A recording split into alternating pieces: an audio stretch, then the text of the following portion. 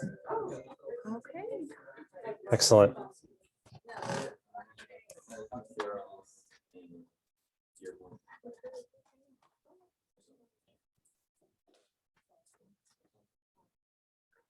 Awesome.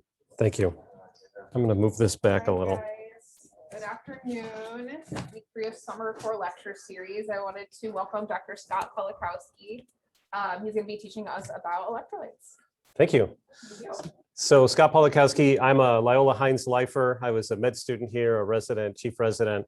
I see patients over at Heinz. I now work for the Vision 12 office. The VA is organized into these Veterans Integrated Service Networks, of which Heinz is one of the 8 hospitals in our network. So we have a network headquarters in Westchester, which is just about 15 minutes away from here. So most days of the week, I'm a suit in the ivory tower, but I do come to Heinz on Fridays to see patients, and I do inpatient gen med for 4 weeks a year and get the opportunity to teach as well. So this is not the most noble of topics to talk about. I hope to make a case, though, that there is a better way and a less than better way to replace electrolytes on hospitalized patients. And I also hope to demonstrate in the next hour that replacing electrolytes does require both clinical reasoning skills and critical thinking skills. So if you can demonstrate to your teams that you possess those key clinical reasoning skills and critical thinking skills to where replacing electrolytes seems to be automatic and you're on autopilot, that's very reassuring to your teams that this person has a good head on their shoulders. They're able to think through scenarios clinically.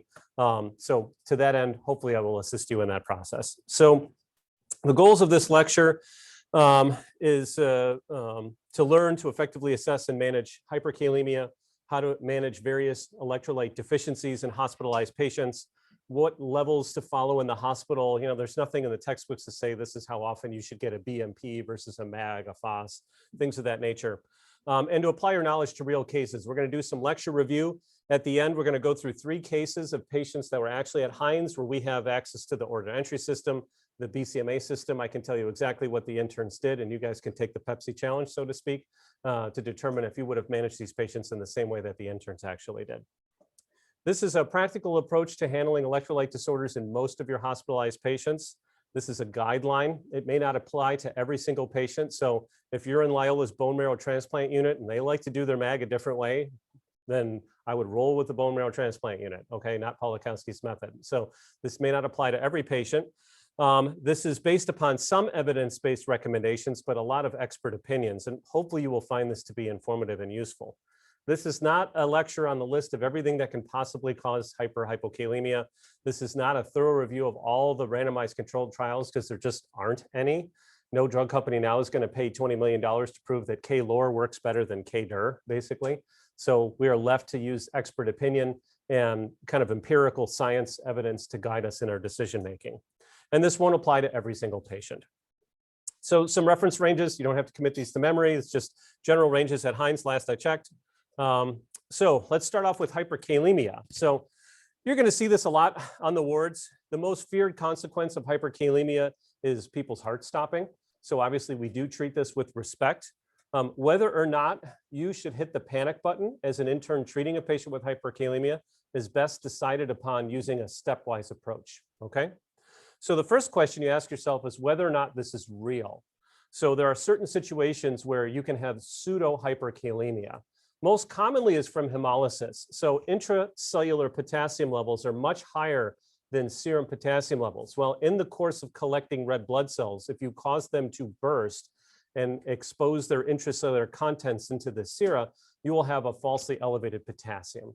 And the collection of red blood cells is a difficult entity for some and for some patients. And so there are situations where we can burst the red blood cells. What can do that? Very small needles, very prolonged tourniquet times, using really strong vacuums. So, you know, your vacutainers, the little plastic vials that are used to collect blood have a specific vacuum in them to collect a specific aliquot of blood. And it's a pretty low vacuum. That's very different than a nurse with a 30 cc syringe on the end of a tube pulling the syringe back and creating a much stronger vacuum. So if you're in the ICU setting and they're really cranking on the syringe to get blood out, they're going to blow blood cells, and you're going to see that with hemolysis. You can usually tell hemolysis pretty easily in the lab, especially if your laboratory collects serum potassium values or serum electrolytes. So serum is the non-cellular constituents in blood after clotting has happened. So in a serum separator tube, you might see a little piece of silicone in the middle, but what happens is blood goes in there through the intrinsic pathway, the blood clots, then you're allowed to centrifuge down the cellular elements. You have that separator that goes between that and the serum is at the top. And normally without hemolysis, serum is a kind of a straw, near colorless looking fluid. Well, if you ever have hemolysis with free hemoglobin, you're going to see pink discoloration of that serum. And how pink it is, does it look like cherry Kool-Aid, strawberry lemonade? That helps the lab tell how severe the hemolysis is. So it's pretty easy in most situations. You call the lab, hey, do you see hemolysis? And they'll often report it on the lab result. Other situations, you can have pseudohyperkalemia as potassium infusions at the time you draw blood. So you got a K writer going in their hand. It's not turned off. They draw blood in the antecubital fossa of the same arm. These are the situations where you usually get a call for a potassium level that is incompatible with human existence. So it's usually obvious. They like potassium is 9.7. You're like, no, it's not. They're dead. Like there's no way that person is not alive, right? So in that situation, usually you have to just redraw, preferably on the other arm away from the infusion. And then lastly, this is not common, but on the heme team, you have patients with really high platelet counts, really high white blood cell counts. Recognize that in a serum separator tube where blood is allowed to clot, that clotting cascade causes a little bit of release of potassium from platelets and white cells. And if you have an extra amount of platelets and white cells around, they will cause a little extra release of potassium. You can tell this most easily by doing serum and plasma potassium measurements. Plasma is the non-cellular liquid constituents of blood that happens without clotting. So if you draw your blood in a blue top tube or an EDTA tube, don't allow it to clot, and then recalculate the potassium. When you have pseudohyperkalemia from high white counts, you'll see a disparity in those two by more than 0.3.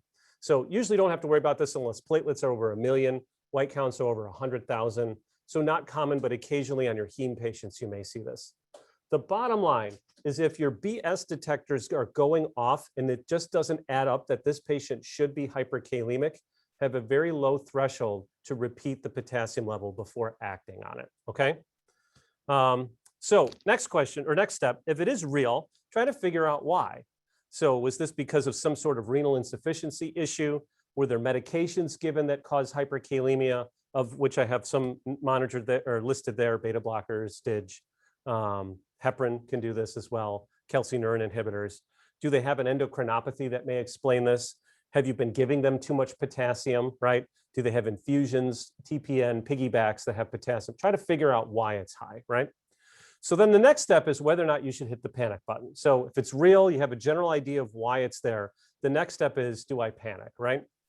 So 3 general situations we should panic. A, if this happened very, very quickly and the case going up dramatically. We're talking in the terms of hours, not necessarily days, but within hours, serial blood draws, you see the potassium going up. That would be a worrisome finding. We tend not to see this very often on the medicine side. You tend to see this more on the trauma-rama side at Loyola. So you get some virile 25-year-old that gets hit by a bus, massive crush injuries, gets rhabdomyolysis, fractures, muscle damage. They get acute kidney injury and all this tissue necrosis. That causes the K to go up really, really quickly, right?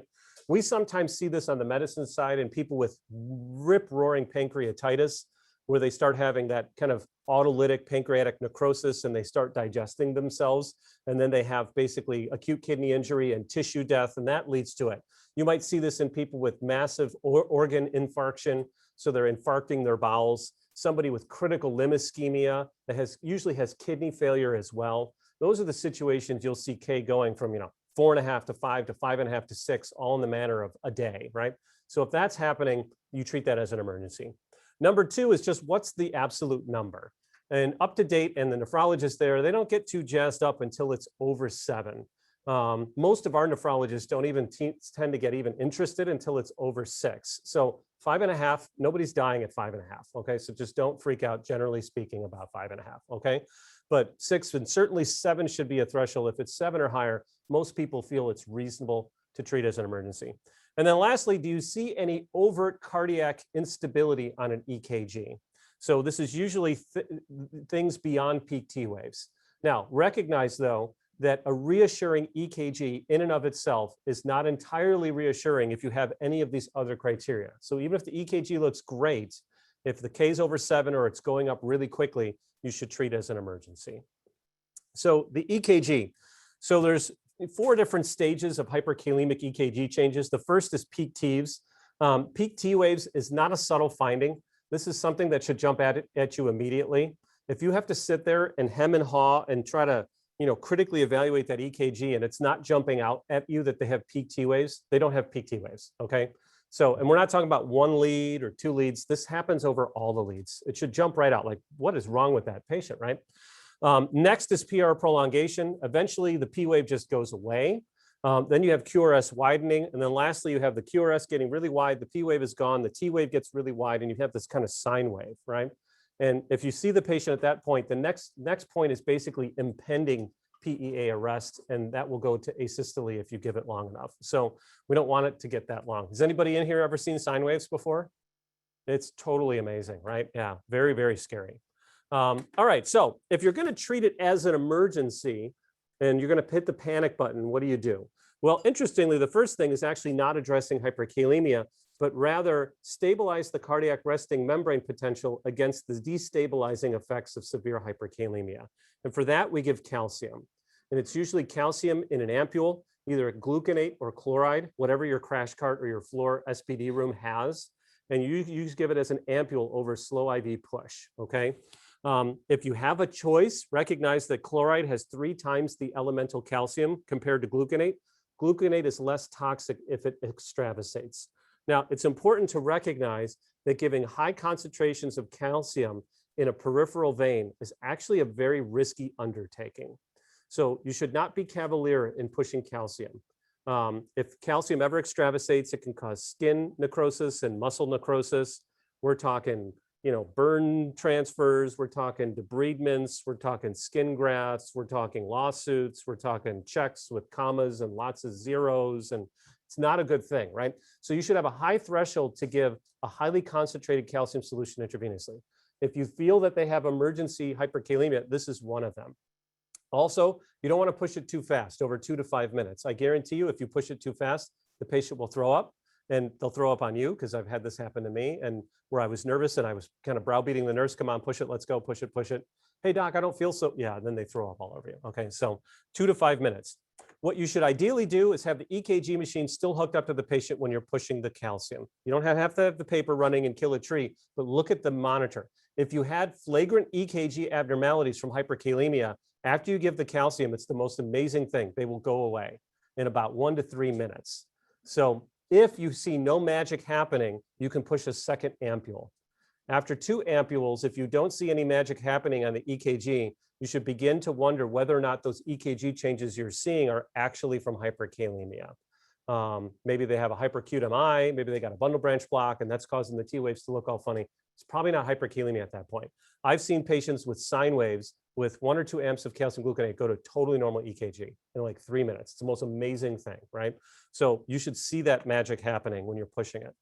So now the next step is the coconut shell game, where we're not actually changing total body potassium. We're instead shifting potassium into the cells to just lower the serum potassium level, trying to buy ourselves more time, because recognizing the way to get rid of potassium out of your body takes time, like 4 to 6 hours in most clinical situations, right? So how do we do this? Well, we give insulin and dextrose, 10 units of regular insulin IV and an amp of D50. Now, if you happen to know the patient's sugar is 400 at the time you're doing this, you don't need to give them the glucose. But recognize that the transporter that pushes potassium into the cell is a potassium glucose co-transporter. So you need to have lots of potassium, which you already have. This is the problem, right?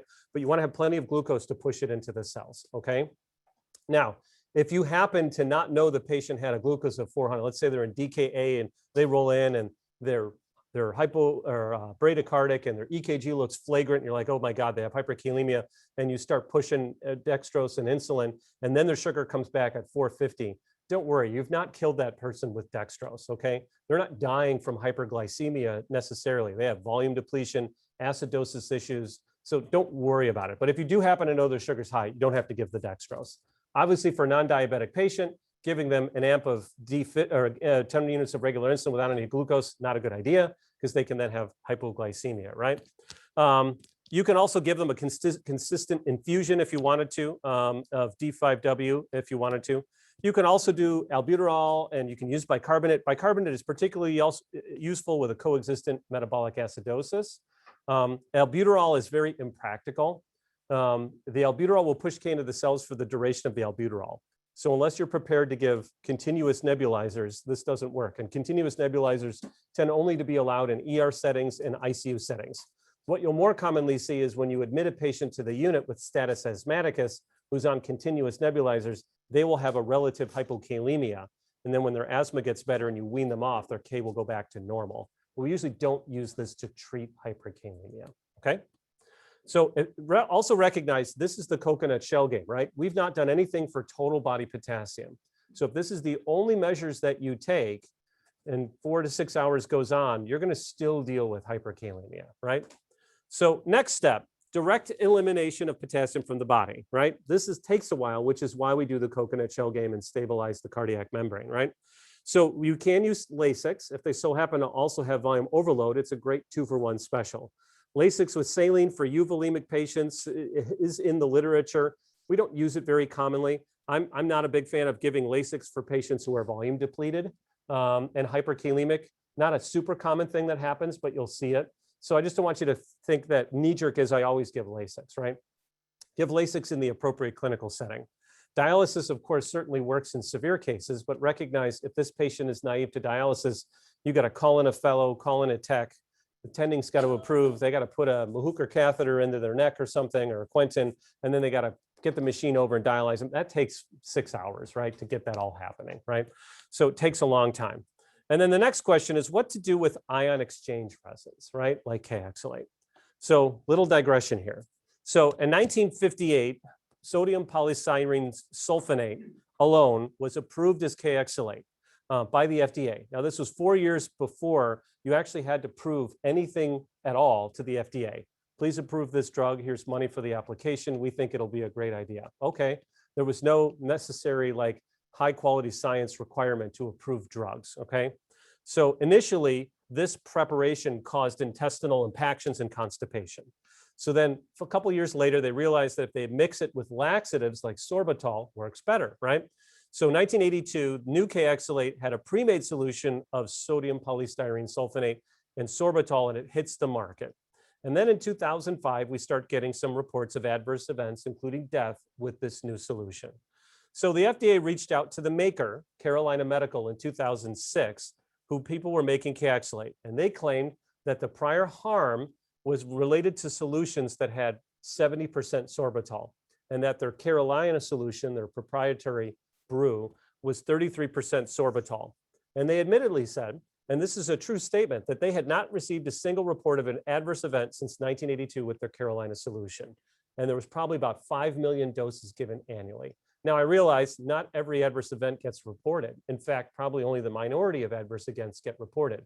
But when you think about 5 million doses annually over a 20+ year lifespan, the risks are probably small here. But admittedly, we don't have prospective studies to guide us, okay? 2009, the Southern Medical Journal then raises concerns of colonic necrosis with the infamous Carolina solution. So in 2009 and 11, the FDA issued warnings regarding the use of this drug. In 2015, they also asked the manufacturer to conduct studies to investigate the potential of this drug to bind other medicines like thyroid supplement, right? So you're hyperkalemic, we give you K-oxalate, and guess what? You don't get into levothyroxine that day either, right? And does that cause problems? 2015, the FDA also approves a new ion exchange resin called Patirimer or Valtessa for use. And then in 2018, yet another one called Lokelma or sodium zirconium cyclosilicate were approved for use in hyperkalemia, okay? So what do you do about all this? We have uncontrolled studies that show benefit, and we have uncontrolled studies that show harm, with or without the sorbitol. And it's difficult to weigh the overall trend of evidence. Now, a couple of years ago, asked our nephrologists here who at Loyola probably have over 100 years of clinical nephrology experience. And they had not found harm in their experience with the drug. Admittedly, this is anecdotal, but unfortunately, again, we don't have randomized controlled trials to help us out here. They feel it's reasonable to use Kayexalate without sorbitol in certain situations as needed when other short-term uses or options are limited. Areas where you really want to be worried is post-op state situations where your gut doesn't work well, right? Post-op state, people with an ileus, people on opiates, people with a known intestinal obstruction, people with underlying bowel disease, right? Now, what to do about these newer drugs? Well, proteromer was really found to be helpful in people with chronic hyperkalemia, often from type 4 RTA, from diabetic nephropathy, right? With or without ACE or ARB therapy on board, right? So these are the patients that were really used. The onset of action is not swift. It doesn't drop potassium very quickly at all. It's probably several hours, if not days. So it's not a very practical alternative to Kayexalate. It can also affect the binding of other drugs as well, as detailed on this slide here. And you have to space out co-administration by several hours. So it's a painful drug to use. Lokelma is given 10 grams TID.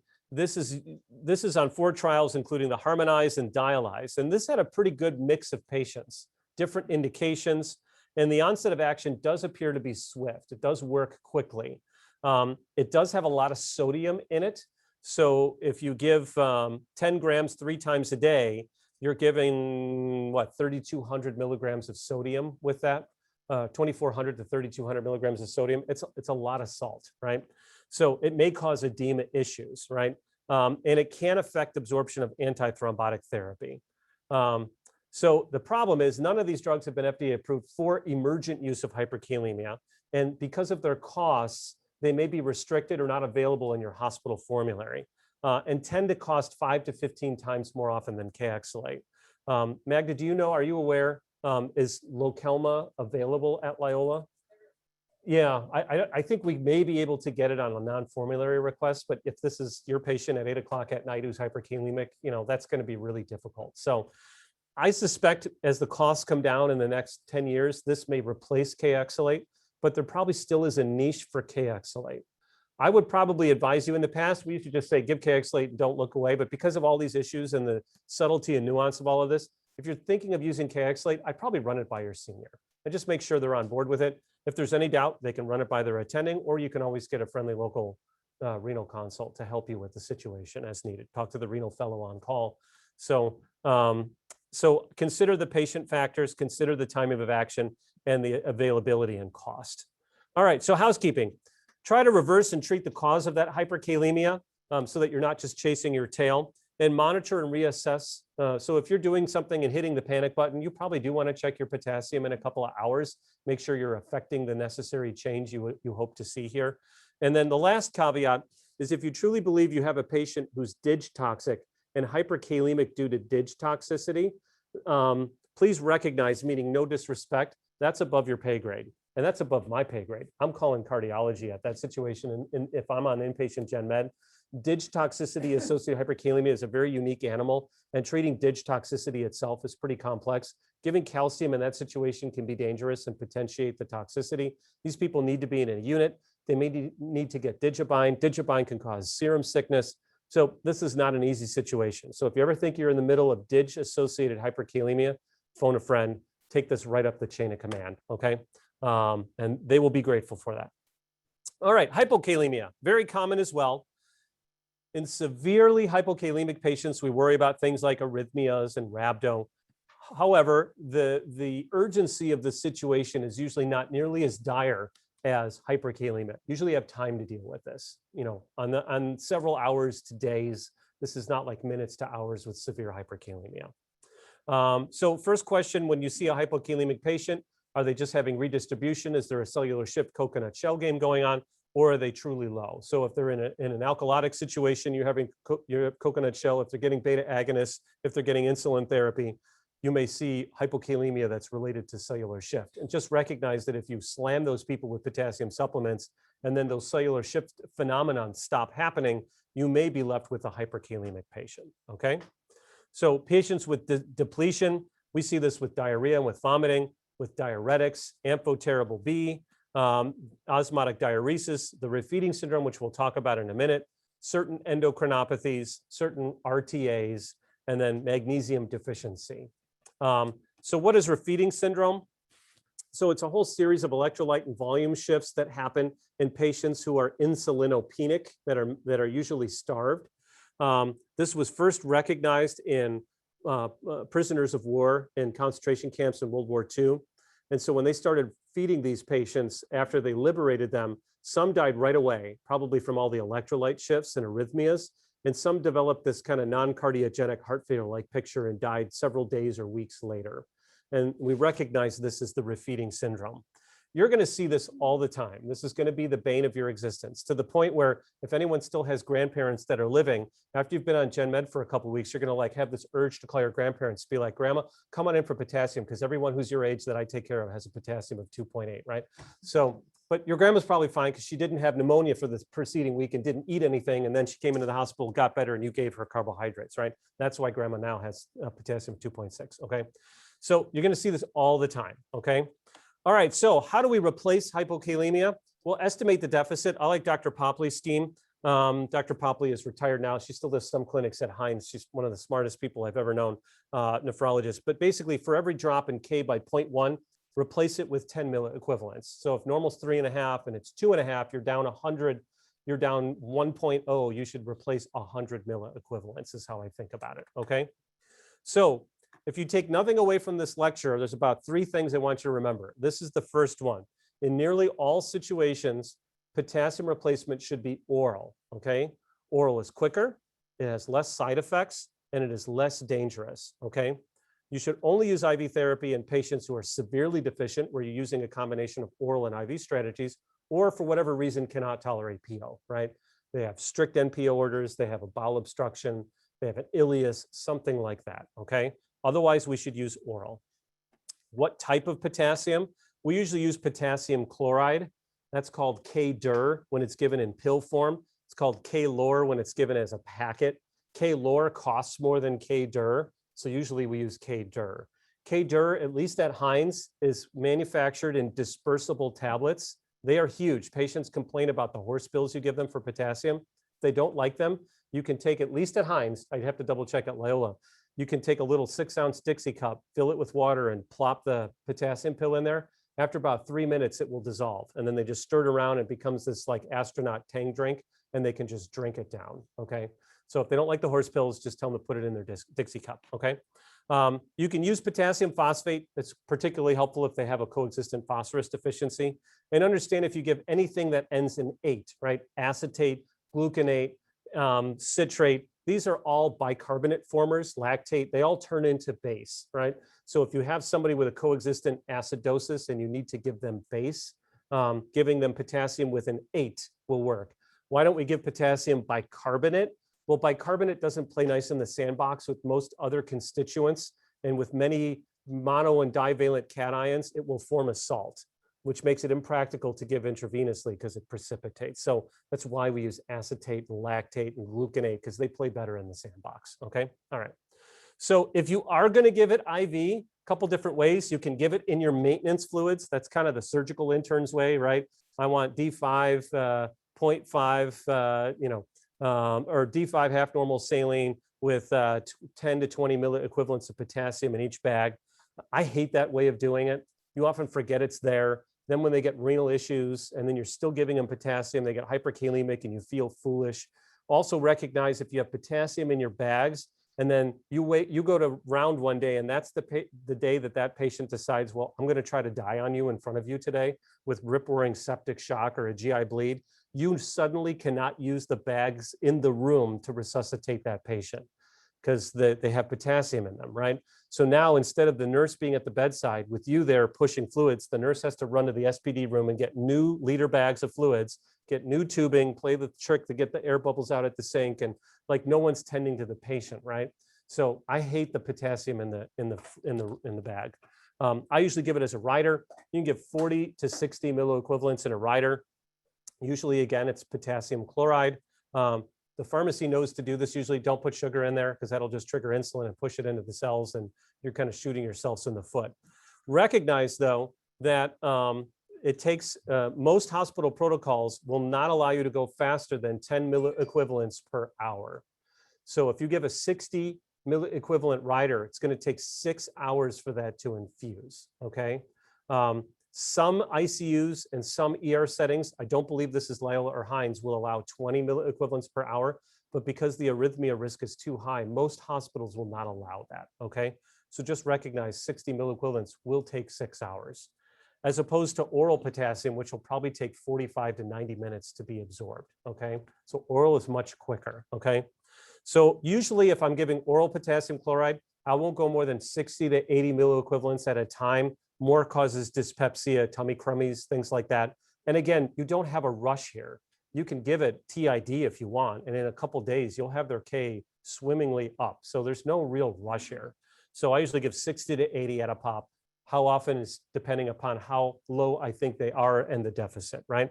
And usually we give it BID to TID. So if you're severely hypokalemic, usually combination 60 to 80 oral, 40 milliequivalent rider, and keep them both running and keep checking the Ks regularly until you get them back up. Okay. Monitor and reassess. Moderate hypokalemia, IV diurese patients, you might want to get their labs twice a day if you're diuresing them aggressively. Mild hypokalemia, probably daily labs is fine. Be aggressive in those patients that you know are losing potassium. Your DKA patients tend to lose potassium and phosphorus like crazy. I realize some of this is insulin effect, but a lot of it is also true total body hypokalemia.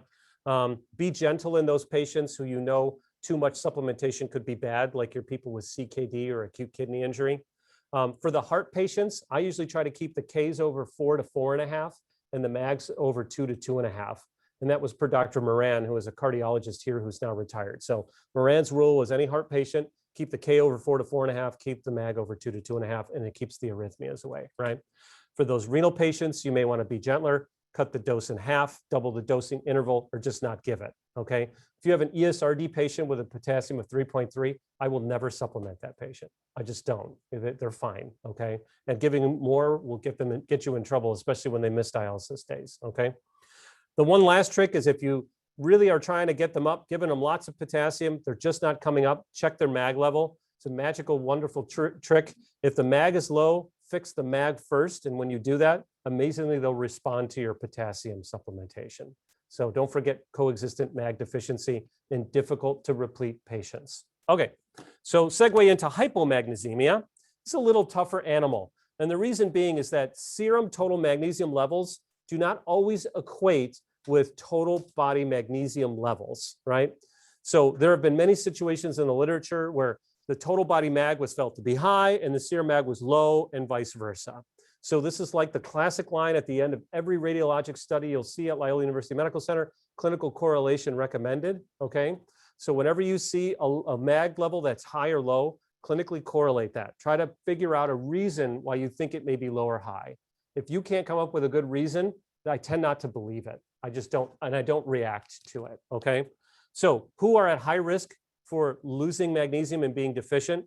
Alcoholics, there's direct magnesium loss at the renal level in the setting of alcohol. Diabetics, it's at least an association. There's lots of papers you can read about whether or not diabetes causes hypomagnesemia or is just an association with hypomagnesemia. Critically ill patients, refeeders, diuretic patients, amphoterrible B, all that kind of fun stuff, right? Rarely, hypomagnesemia can cause symptoms, neurologic, like latent or active tetany, right? You're seizing, you have tremulousness, you can get muscle weakness, you can have arrhythmias, right? Okay. So what are causes? Again, poor intake, alcohol, thiazide, loop diuretics, amphoterrible B, diarrhea, DKA, refeeding syndrome, inadequate TPN. If you're providing all nutrition through an IV and you're not giving any magnesium, over time, they're going to get magnesium deficient, right? And then diabetes is at least an association, if not a direct cause and effect. Okay, so thing number one, oral potassium. Thing number two from this lecture, you should remember, IV magnesium, okay? Magnesium salts are poorly absorbed and in high concentrations in the GI tract lead to diarrhea, which probably causes more hypomagnesemia, okay? So IV magnesium, it's easy to give in hospitalized patients. We usually give it in some sort of ratio or aliquot of 2 grams at a time. 8 milliequivalents of mag sulfate equal 1 gram. So if you try to order a 4-gram mag writer at Heinz and it says 32 milliequivalents, you're like, what the heck, 32 milligrams? That's 4 grams, okay? You can always write over it in the orders and just put 4 grams. The pharmacy knows what you're talking about. So in hospitalized patients, if they're mildly deficient, 2 grams seems to be fine. Moderate, maybe 4 grams, maybe 8 grams. If they're severely deficient, usually in those situations, if I expect that they're going to have ongoing magnesium problems, I just schedule a 4-gram mag writer like 3 times a day for like days, and I just check their levels. And when their levels come up, I turn off the writer. So I'm not chasing my tail anymore, okay? So what do you do with a chronically hypomagnesiemic patient that's not going to be in the hospital all the time? Generally, that's a tough situation. You can try the mag salts. I have heard that magnesium gluconate causes less diarrhea because it's not on the formulary here or Heinz. I've never played with it before. I usually use mag oxide or mag hydroxide over at Heinz. I usually tell patients to take 1 pill once a day for a week. If they don't get diarrhea, take it twice a day for a week. If they don't get diarrhea, take it 3 times a day for a week. And at any point they get diarrhea, go to the lowest dose that doesn't cause diarrhea and just take it in perpetuity. You can also bring people into your infusion centers or to your nursing clinics for intramuscular magnesium injections or IV piggybacks. I've had to do that rarely. I've had a couple people with chronic hypomagnesemia that we believed were symptomatic from it, that were not responding to oral supplements. But I mean, in my 17 years as being a physician at Heinz, I've done this like 2 or 3 times without patients. So it's not a common thing, okay? Be aggressive in those DKA patients, diuretic patients. Again, Moran's rule, keep the mag over 2 to 2.5. And then again, be gentle in your kidney patients. You may want to give half the dose, double the dosing interval, or not give it at all, okay? So hypophosphatemia, remember what the P is in ATP. ATP is the currency that runs the factories of your body. So if you're critically low in phosphorus, you can have spontaneous rhabdomyolysis. Not seen it before. It theoretically can happen. I think we do a better job of recognizing and treating alcohol use disorder and in supplementing these patients and admitting them for detox. Because if you read the old literature, there was all these alcoholics with like phosphorus levels under 1. We almost never see that anymore. We certainly don't tolerate it. We usually supplement right away. So I have not, per my recollection, seen a patient with spontaneous rhabdo from hypophosphatemia, but in theory, it can happen, okay? What causes this? Vitamin D deficiency amongst the other common players, DKA, refeeding syndrome, malabsorption, alcoholism. You're giving all their nutrition intravenously and you're not giving them any phosphorus. Well, guess what? Over time, they get phosphorus deficient. In mild hypophosphatemic patients, we usually give these neutral salts that contain phosphorus. They may also contain potassium or sodium. They're called NutriPhos packets. You give like a couple packets, like a couple times a day. There's no crazy art science to this whole thing. They're your little experiment. You give them some packets, you recheck their levels, you figure out if you did right or not, and you adjust it accordingly. Severely deficient patients get riders. If they have concomitant potassium deficiency, give them a K-phos rider, right? Otherwise, they usually get a sodium phosphorus rider, usually 20 to 40 milliequivalents. That gets run in over a couple of hours, okay? Hypocalcemia, so number 1, oral potassium. Number 2, IV magnesium. Third thing, hypocalcemia in hospitalized patients is often spurious. And even if it's real, often does not need to be treated or treated aggressively, okay? The only times we treat aggressively hypocalcemic patients is when they're manifesting active or latent tetany. So what's active or latent tetany? Well, active tetany is easy. They're seizing, right? So what's latent tetany? Anybody remember when they were on Dr. DeYoung's service as a medical student here doing those parathyroidectomies? What are the signs of latent tetany at the bedside? Anyone? There's Schwastex and Trousseau's, right, where you tap on their masseter muscle, and if they get this contraction, or you put the blood pressure cuff on for like 40 millimeters of mercury, if their hand claws in, you get this tonic forearm contraction. That's Trousseau's sign. So if they have latent tetany, we should treat emergently, obviously if they're seizing. And then if people have cardiac dysrhythmias related to prolonged QT, we should treat their calcium aggressively, okay? Recognize that if you're looking at their total calcium level, that is a reflection of calcium bound to protein. So if patients have a low albumin level, you have to correct that total calcium level. So for every drop in albumin by 1, you should correct the total calcium up by 0.8. So if their calcium is reported to be 7.5, which seems to be low, but their albumin is 2, we should increase that by 1.6. So that becomes 9.1, totally in the normal range. That is a spurious hypocalcemia, okay? Now, once albumin falls below 2, the math doesn't work out as well. In that case, you should get an ionized calcium. Now, if you don't like math, you can always get an ionized calcium, but the ionized calcium is a more expensive lab test. So if you want to be thrifty, just do some math if the albumin is 2 or higher, okay? Recognizing that if patients have hypocalcemia in the setting of really high phosphorus levels, you'll see this in some of your CKD, ESRD patients, giving them IV calcium is a really bad idea, right? You can get tissue and serum precipitation of calcium phosphorus product and calciphylaxis and organ damage, not a good thing. So we don't give those people high concentrations of IV calcium.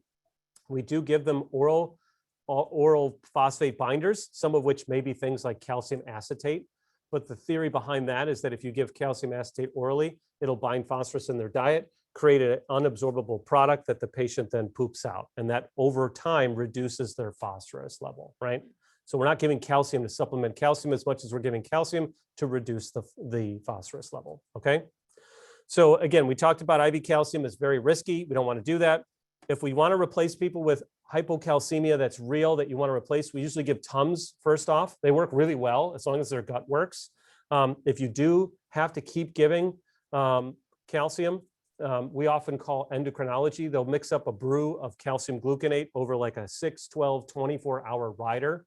So gluconate less toxic if it extravasates, and given over 24 hours, much less concentration going in. So if that IV ever extravasates, the danger to the patient is much less than if you're cowboying IV calcium ampules, okay?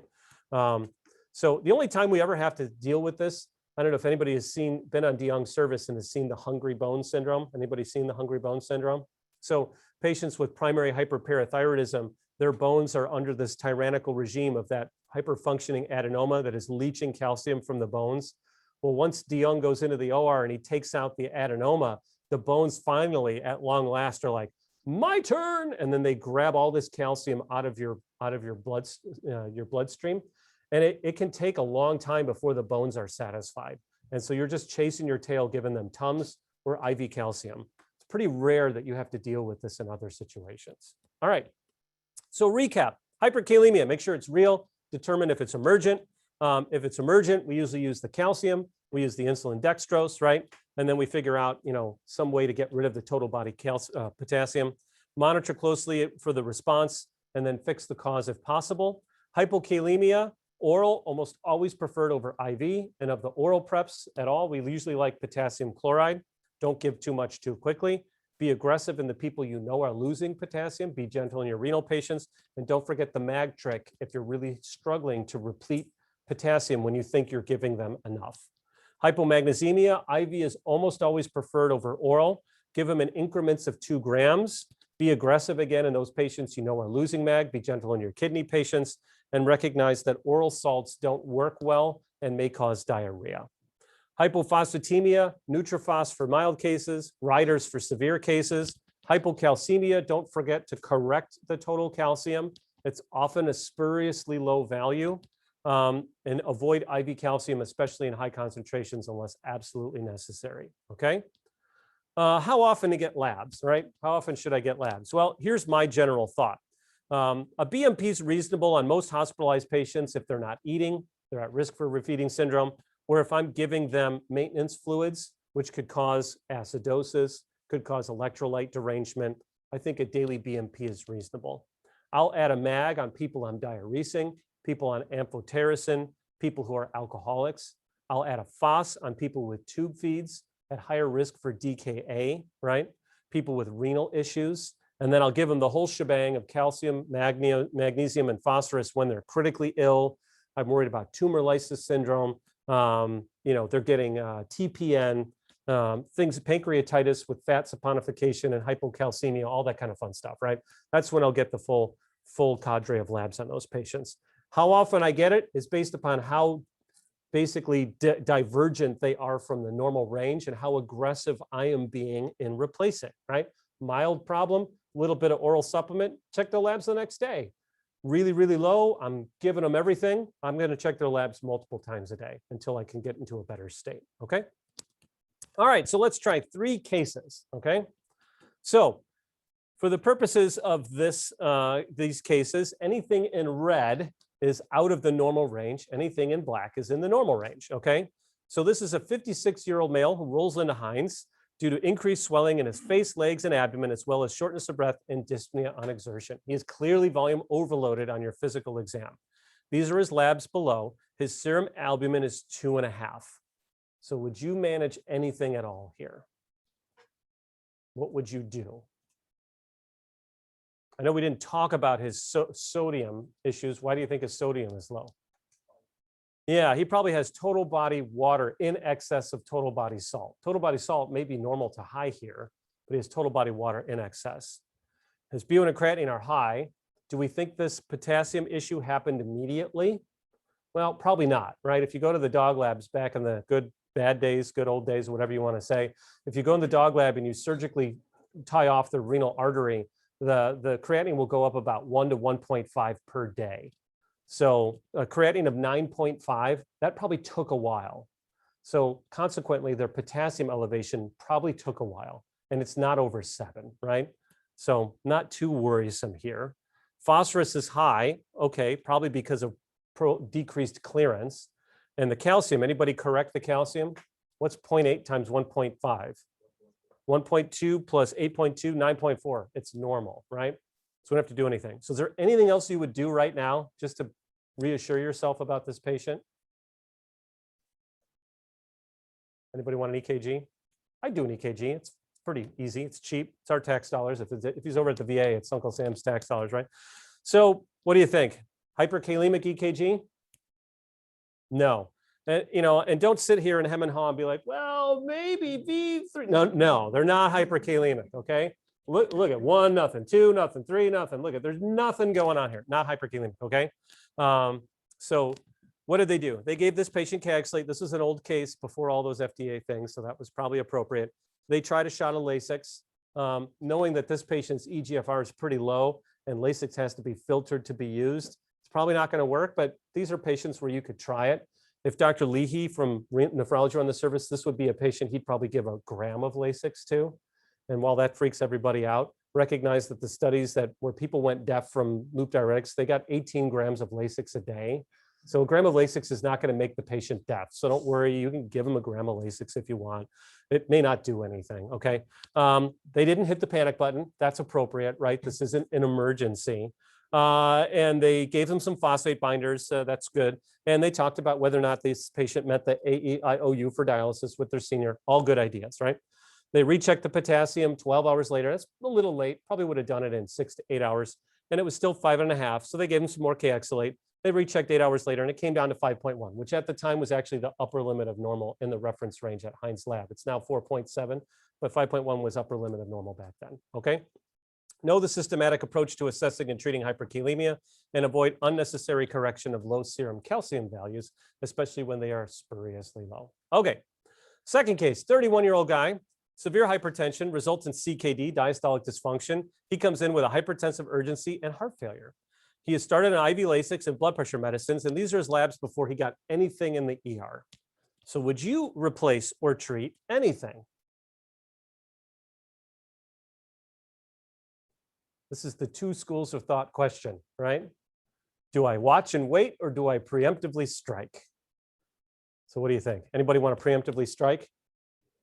Yeah, I'm pretty aggro. I would preemptively strike. So if I'm going to give this guy Lasix and assume he responds, since his K is at the lower limit of normal and his MAG is nearly at the lower limit of normal, I'm going to expect this patient's going to drop. However, he does have at least acute or CKD, right? So I got to treat him with kid gloves a little bit. So I'd probably give him 20 to 40 of oral potassium, and I'd probably give him a 2-gram mag writer, and I'd probably be fine. Now, if you wanted to say, whoa, wait a second, Pawlikowski, I don't know what's going to happen with that Lasix. I'm going to feel pretty foolish if he doesn't respond, and then he's hyperkalemic the next day. I just want to watch and wait. That's okay too. You could do the Lasix, and I would just check labs again in about 8 hours, right? If he's responding well and they're dropping, then you treat. If he didn't respond, then you feel better about not giving him anything. So no right or wrong answers here, just food for thought. So they did not preemptively strike. They decided to do the watch and wait, though, like I said, you could probably give him a little bit of both. And they rechecked his levels in about 12 hours. So now he's responding to IV diuretics. So he's peeing very well. And these are his new labs, okay? So now what do you want to do? Diuresing well, new labs.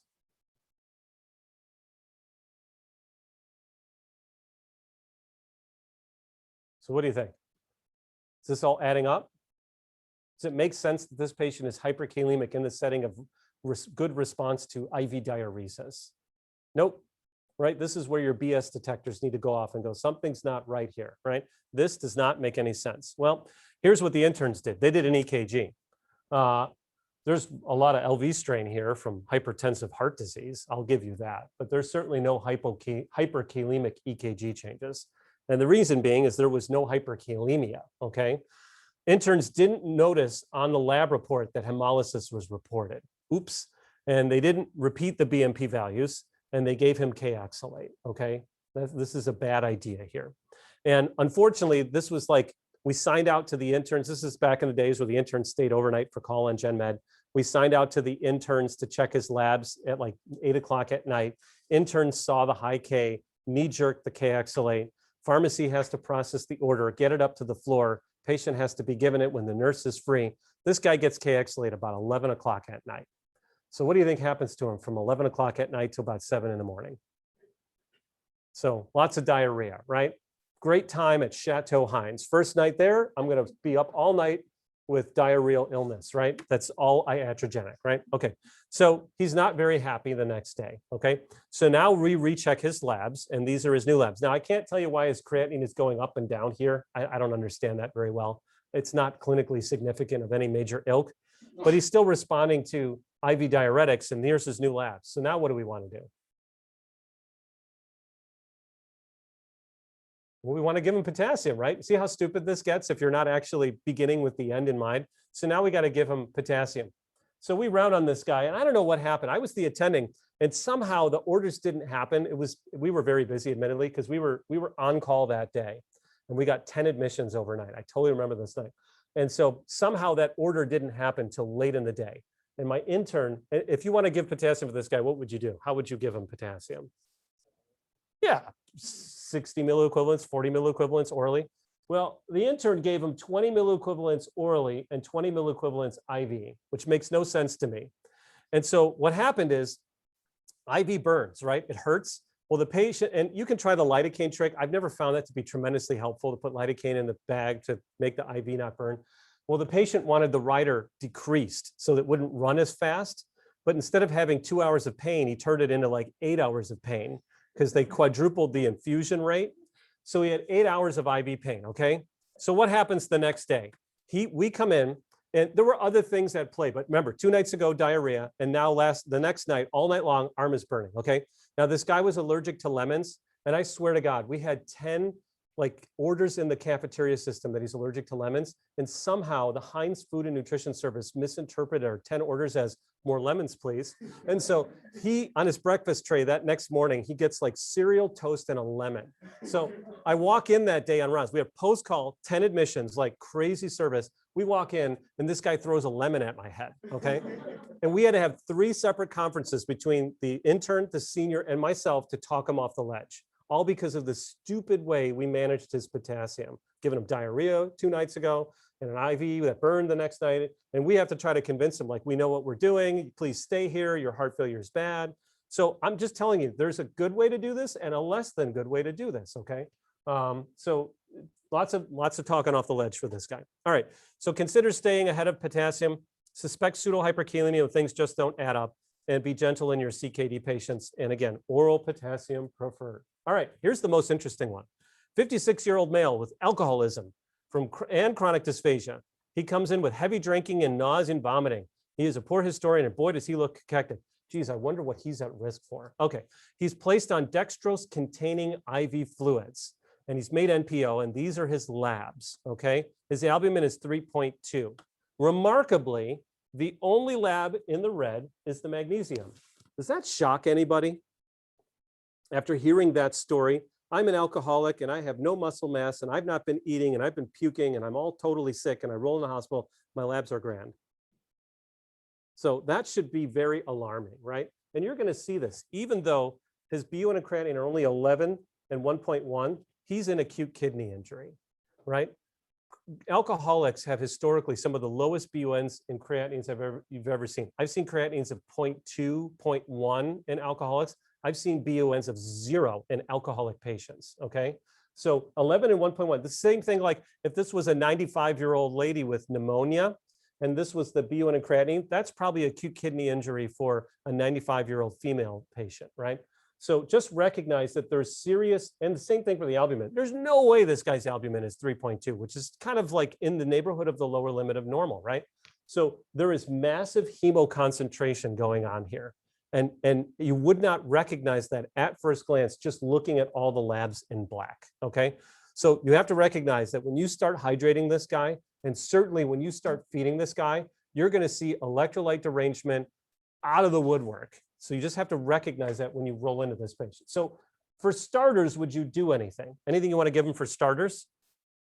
Yeah, I'd give him mag. I'd give him at least 4 grams of mag. I'd probably plan, this would be a guy be like 4 grams, 3 times a day, and just keep doing it. And I'll get mag levels and I'll tell you when to stop, okay?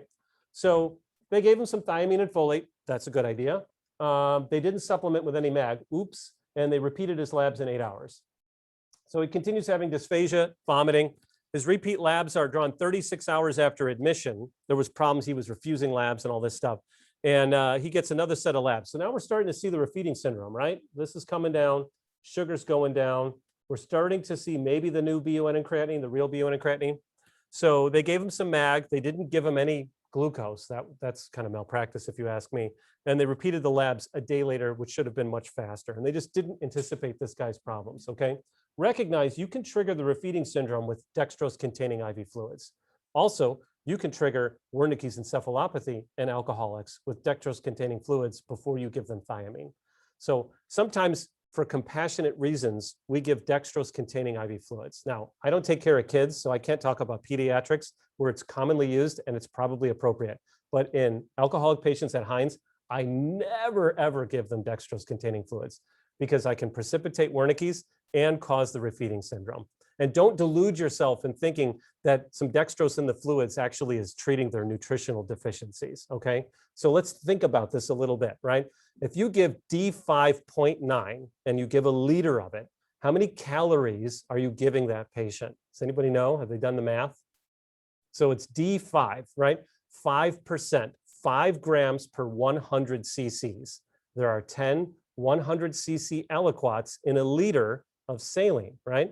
So 5 times 10 is 50. You're giving them 50 grams of carbohydrate, which is about what, 4 kilocalories per gram. You're giving them a trick-or-treat Snickers bar, okay? Fifth Avenue, whatever, half of a payday, okay? A little mini Skittles. That's what you're giving the patient with a liter of 0.9. Do you think that's going to meet their nutritional requirements when they're cachectic? No, not even close. So don't delude yourself. It's not helping. You're just causing problems. So feed them when you can. When they're ready to eat, it's all grand and you're ready, but don't just be like, oh my God, he's starving. I'm going to give him dextrose. No, please don't do that. All right. So he's getting more lethargic. He starts to have fevers. We think he's aspirating. He goes to the unit. He gets some nutritional support off and on with the Daboff. He keeps pulling it. So they don't even check labs on him this day for his mag and his phos. And they don't replace anything. I don't know how the phosphorus came back up in this case, but his mag's still low. And they give him some mag writer, and for once, they get his labs okay. Now, after this point, he starts getting Daboff tube feeds quite regularly, a lot of carbohydrates, okay? So now look what, and his real albumin is starting to show up, 2.1, right? So this is spuriously low, but this is coming down, this is dropping, this is dropping. They don't give him any replacement. Now his K is under 3, his mag is under 1. The real BUN may be showing up here. They give him a little bit of potassium here, and they give him 1 gram mag writer. He's still low. He's barely in the normal range here. They give him another mag writer, and they barely get that back up. And now the phosphorus is low. The potassium's dropping again, right? And then they don't supplement everything, and we got everything across the board bad, and the real BUN is showing up of 2, right? So has anybody had Dr. Gibran yet over at Heinz in the ICU? Anyone? Magda, what would Dr. Gibran say if this were her patient in the ICU? You've never met Dr. Gibran? Okay. So Dr. Gibran, she's about 4'8" and she's terrifying. Okay. She's a great physician, but the three things she would likely say, shame on you all. This patient needs a doctor, or can please someone tell me why you're trying to kill my patient, right? So those would be the three things she's saying. So we've not recognized this patient's grand potential for refeeding syndrome, and we're getting stuck. And this is a real issue, right? This patient may not be able to participate meaningfully in rehab because his muscles don't work. He may not swallow very well, right? He's at risk for arrhythmias and seizures and all sorts of fun stuff with his electrolytes being all deranged, right? Like that. So please don't underestimate the importance of staying ahead of the game and replacing electrolytes here. So avoid chasing your tail, be aggressive, and never underestimate the importance of maintaining homeostasis for the patient's benefit and for yours. And again, if you can demonstrate to your team that you have good critical thinking skills, clinical reasoning skills, because we got to talk about volume status, nutritional status, the best way to give these drugs, how often to give them, how to monitor, what situations do I hit the panic button? There's a lot of thinking going on here. If you can demonstrate to your team that you just got this, believe me, they're going to give you more and more responsibilities. Whereas if you really struggle to replace electrolytes, and it's a day where you're admitting a lot of patients, they're not going to give you the most exciting, suspected, vasculitis patient. They're going to give you the low risk chest pain, the cellulitis patient, because they're going to feel like, well, you can handle that, but you don't possess the clinical reasoning, critical thinking skills for the really super sick patients. So it's to your benefit to just knock this out of the park. Okay. All right. Any questions? All right. Thanks, everybody. Have a great day. I'll have you turn the camera off.